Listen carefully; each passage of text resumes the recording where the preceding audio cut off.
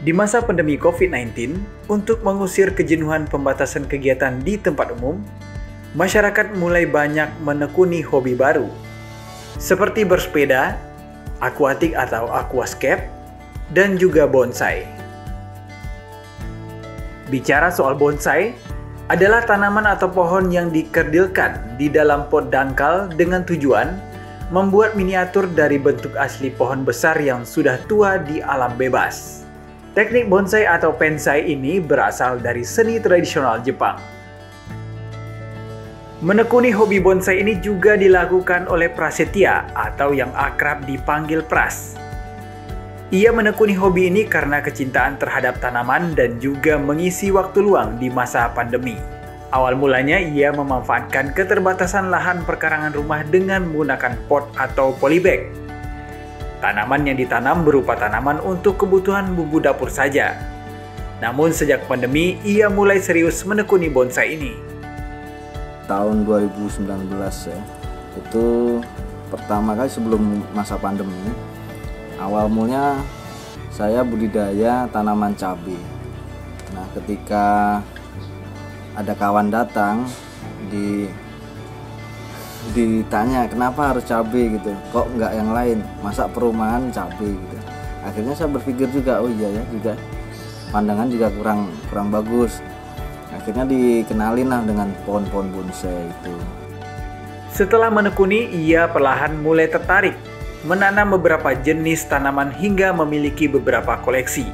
Akhirnya ia mendapatkan peluang ekonomi dari tanaman bonsai ini.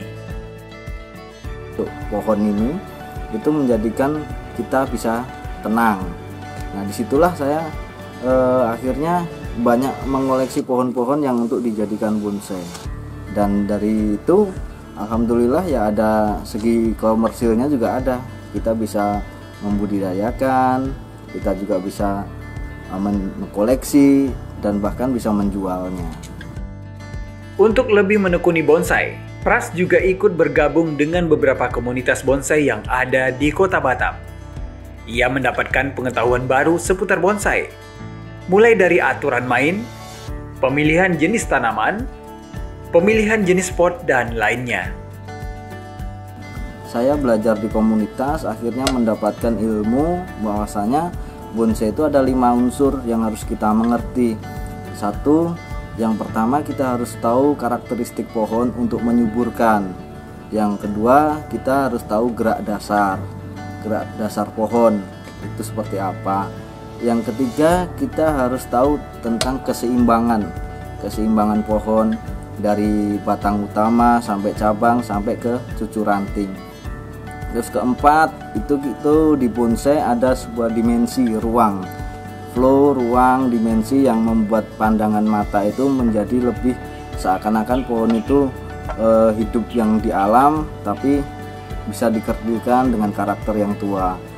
Yang kelima itu kematangan pohon. Selain memuaskan hobi, bonsai juga ada peluang ekonominya, apalagi peminatnya semakin banyak di masa pandemi. Bagi para pemula atau yang baru menekuni bonsai, ada beberapa hal yang harus diperhatikan, seperti harus sering praktek, konsultasi dengan pakar, dan ikut komunitas bonsai untuk menambah ilmu pengetahuan terbaru seputar dunia bonsai. Untuk pemula, sering-seringlah mencoba, praktek, berkomunikasi dengan pakar atau ahli dalam bidang bonsai ini, atau ikut komunitas bonsai. Untuk prospek bonsai ke depannya menurut Pras sangat menjanjikan. Bonsai tidak mengenal waktu dan bonsai tidak mengenal musim. Dari sejak tahun 73 sampai 2001, bonsai terus diminati dan terus berkembang sampai saat ini. Tentu ini menjanjikan bagi hobi dan nilai ekonomi.